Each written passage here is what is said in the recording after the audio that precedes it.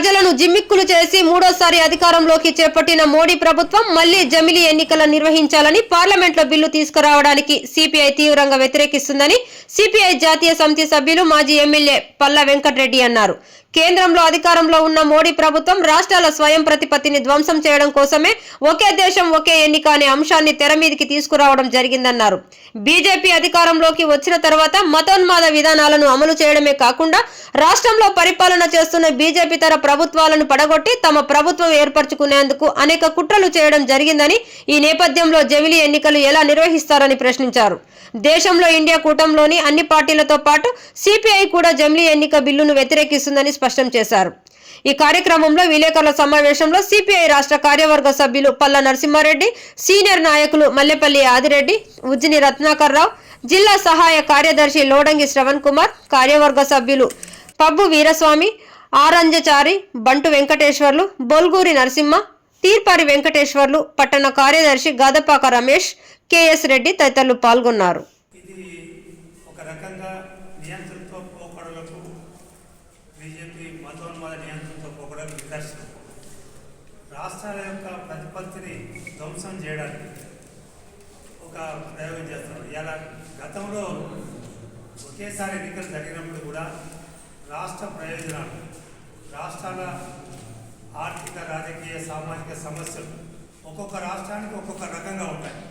ఈ భారతదేశంలో శాసనసభ, పార్లమెంటు కలిపి ఉమ్మడి ప్రణాళిక పెట్టడానికి ఏమాత్రం అవకాశం లేని పరిస్థితి వల్ల కనబడుతుంది. గతంలో కొద్ది రోజులు కలిసి ఉన్నమాట వాస్తవం. తర్వాత ఈ చిన్న రాష్ట్రాలు ఏర్పాటైన తర్వాత మరి ఖచ్చితంగా 5 సంవత్సరాలు ఉంటుందని గ్యారెంటీ లేని పరిస్థితి కనబడతాం. ఈ పాలకులే ఈ పార్టీ ఫిరాయింపులను ప్రోత్సహించడం, పార్టీ ప్రభుత్వాలను పడగొట్టడం, ప్రజల ద్వారా ఎన్నుకోబడిన మొట్టమొదటి అసలు ఎందుకు వచ్చిన ఈ తేడాలు.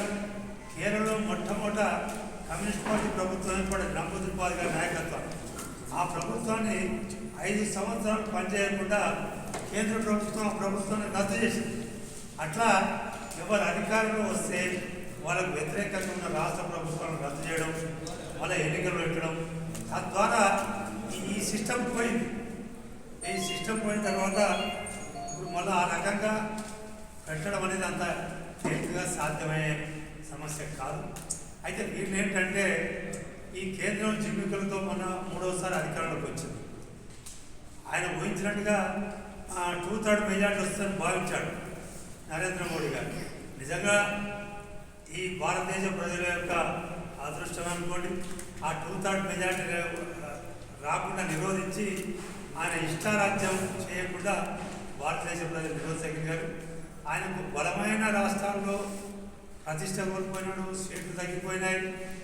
ఇవాళ చంద్రబాబు నాయుడు, నితీష్ కుమార్ గారి దయా దాక్షిణ్యంతో వాళ్ళ కేంద్రంలో ప్రభుత్వం నడిపే స్థితిలో ఉందనేది స్పష్టం.